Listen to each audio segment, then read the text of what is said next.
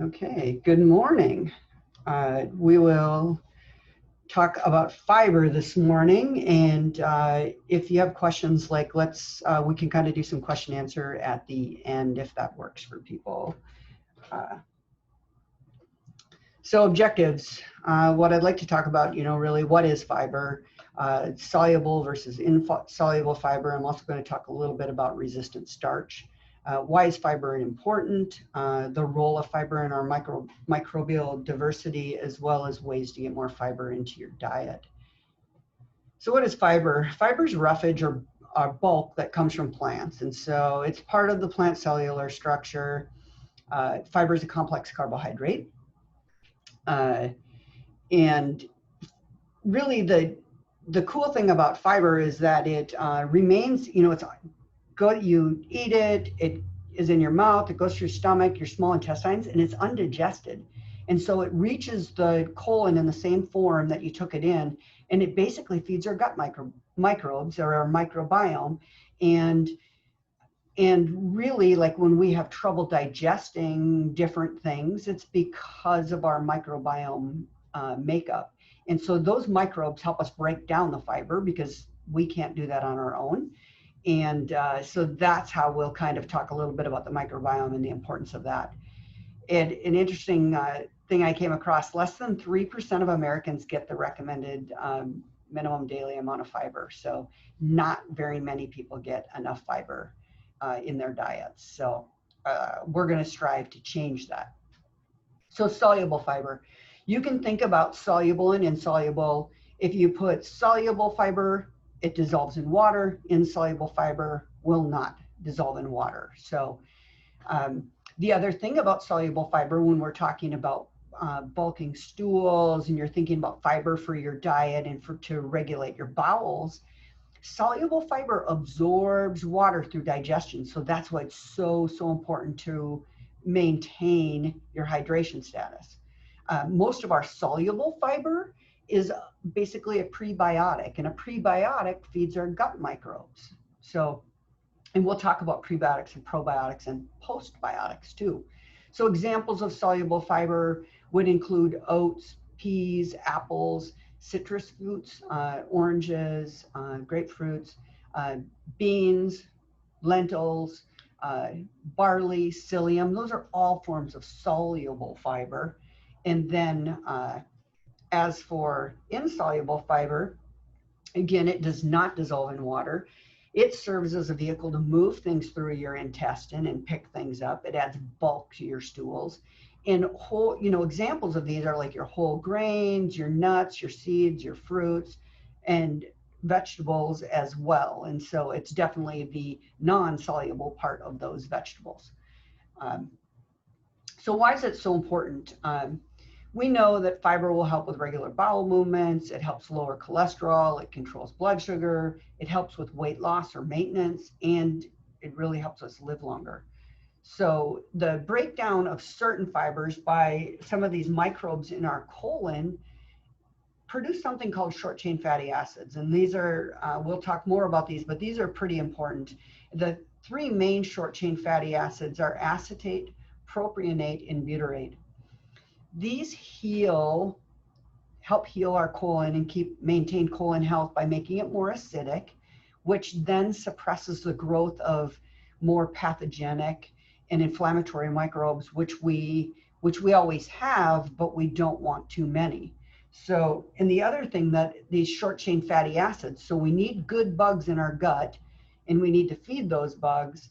They provide up to 10% of our daily caloric requirements. And so they're really, really important energy for basically our colon lining cells, which are cholanocytes. And that's really especially an important function of butyrate.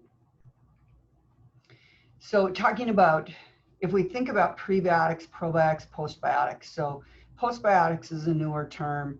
Prebiotics, that's basically foods that are going to be for our healthy gut microbes. And we can get into, I'll talk a little bit about those when I talk about what to focus on for eating here. Probiotics, most people are familiar with those. And probiotics that we've used selectively, they're microbes with known beneficial qualities. And so that's why certain probiotics for certain things are helpful.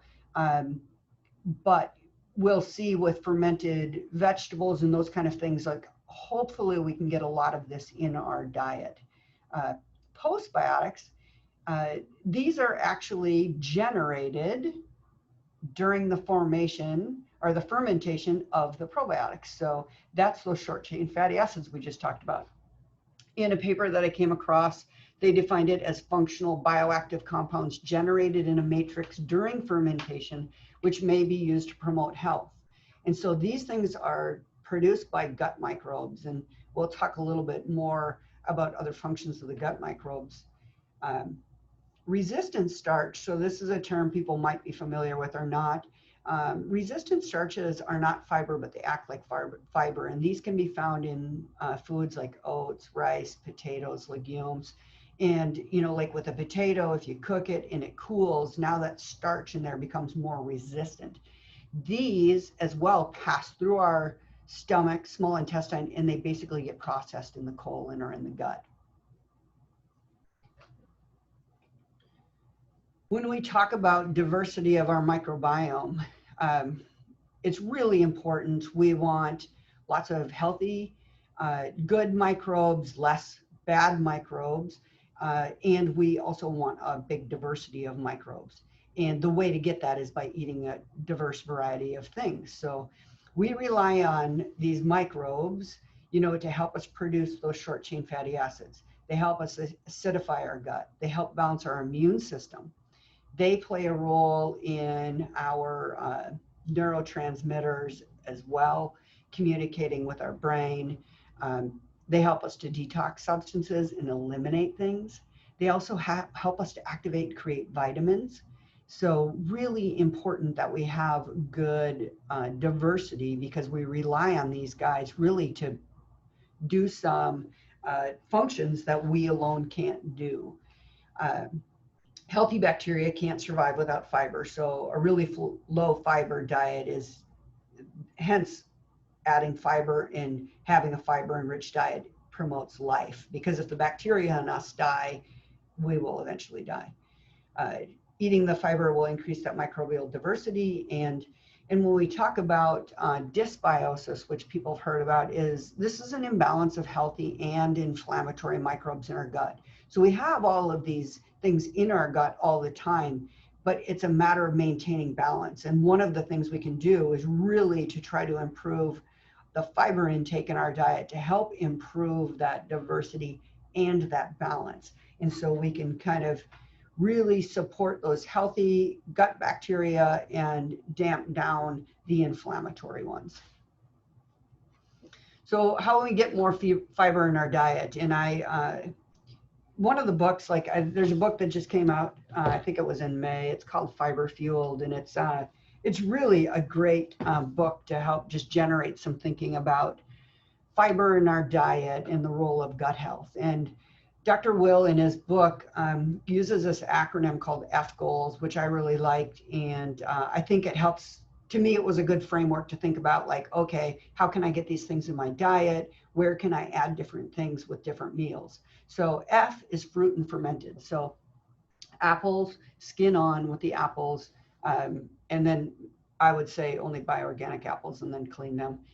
Oranges, berries are really great. Raspberries and blackberries have 8 grams of fiber per cup, so that's a good amount of fiber. Fermented foods, so sauerkraut, kimchi, some yogurts, and I say some yogurts because a lot of the yogurts that we find at the grocery store are just full of sugar and preservatives and all this other stuff. So there are, certain ferments, that you can get. You can make your own yogurt at home that's going to be more beneficial. And there are certainly some live cultured yogurts that you can buy at the store, but I'd really watch sugar. Same thing I would say with kombucha. Kombucha can be helpful. Water kefir, those kind of things can be helpful, but really watch like the sugar content of it. If it's got a bunch of preservatives in it, it's not likely to be as helpful. And then it's just kind of a marketing ploy. G stands for greens and grains. So we're talking whole grains, and that's like cooking whole, oats, sprouted grains. As soon as we start processing these grains, we start to lose their ability to help as that insoluble fiber. Lots of greens, so kale, collard, arugula, spinach, romaine, watercress is one of my favorites because it's really great in terms of detox as well. Chard, kohlrabi, all of those things are really good. So thinking about how can I get some of these things in with breakfast? If you're making some eggs, can you put in some spinach and kale, or, a variety of greens? Steaming greens will often help make them a little bit more digestible, especially in light of bile issues or gallbladder issues. Omega-3 super seeds is the O, and so that's flax, chia, and hemp seeds. And those can be easily added to a variety of things, and there's recipes for chia seed pudding. Hemp seeds I will put in yogurt, or I'll eat those with berries. Flax seeds in shakes for me, or on salads. You really need to chew flax seeds or grind them, and I would say grind them when you're going to use them versus storing ground flax seeds so that they don't go bad. A is aromatic, so that's our onions, garlic, leek, shallot, chives, scallions. Being able to, cut those, let it sit for a little bit, that kind of activates some of their good chemicals. Adding herbs to those are really good. So when you can sneak these things into your diet, a little bit with every meal, that's helpful. Legumes, beans, peas, and lentils. And, I'd say if people are having trouble tolerating these things, certainly soaking beans or pre-soaking beans and cooking beans and lentils are really helpful, as well as peas.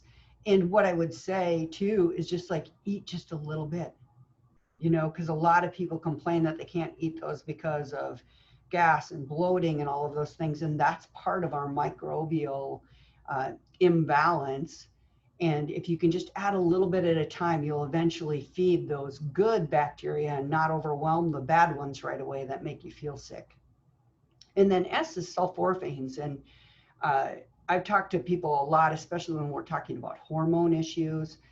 Broccoli sprouts, broccoli, cauliflower, Brussels sprouts, cabbage, kale, arugula. Again, all those cruciferous vegetables. Those are super important to feed our good bacteria.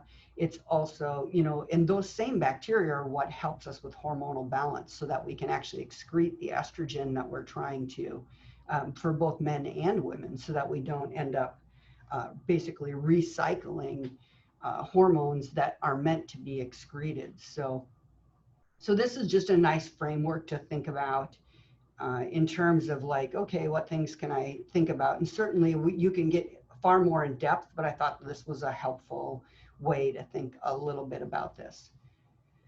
And how much? I would say a goal, a minimum of 25 grams a day for a female, 38 for a male. Men end up needing more than women due to the fact that they eat more calories. And one thing that I had read is 14 grams per 1,000 calories as a measure. So I would really shoot toward 25 grams or more. If you could even get up to 50 grams of fiber a day. I just think it's going to help with weight. It's going to help with your immune health. You're going to have better gut health, more regular bowels, and it's very likely you'll live longer. Years ago, our ancestors ate way more fiber than we did, really by virtue of what was available. They didn't have all the processed foods that we do. So I think, kind of key is also staying away from a lot of processed foods, because that's where, even if we have good things that get processed, it's broken down some of that fiber, so it's not as helpful to us. And frankly, it's not as helpful to our little microbes, and we can't live without them. So for references, I showed you this fiber fueled. There was just a blog post written by Dr. Al Dannenberg. He's a dentist that is one of my colleagues, and he just wrote a blog about, is your gut killing you? And Dr. Al's pretty neat guy. He's been a dentist as a career, and he a couple of years ago, I got diagnosed with multiple myeloma, and was, I think, given 3 to 6 months to live. And Dr. Al is, I think, 2 years out from that diagnosis, and he's used a combination of conventional and, you know, I don't know, alternative, if you will, or complementary medicine to help him get where he is. And then a couple of dietary fiber essential for a healthy diet. That's a Mayo web page. And then increasing fiber intake. That's from UCSF. And then this postbiotic and their potential applications for early life nutrition and beyond is pretty neat, because it talks a bit about also some of the prebiotics that are in breast milk when we feed babies. So that's just another thing to help us think about microbial diversity with babies, and how things that have happened for us early in life really impact us even long term in life. And so with that, I think that's what we got today.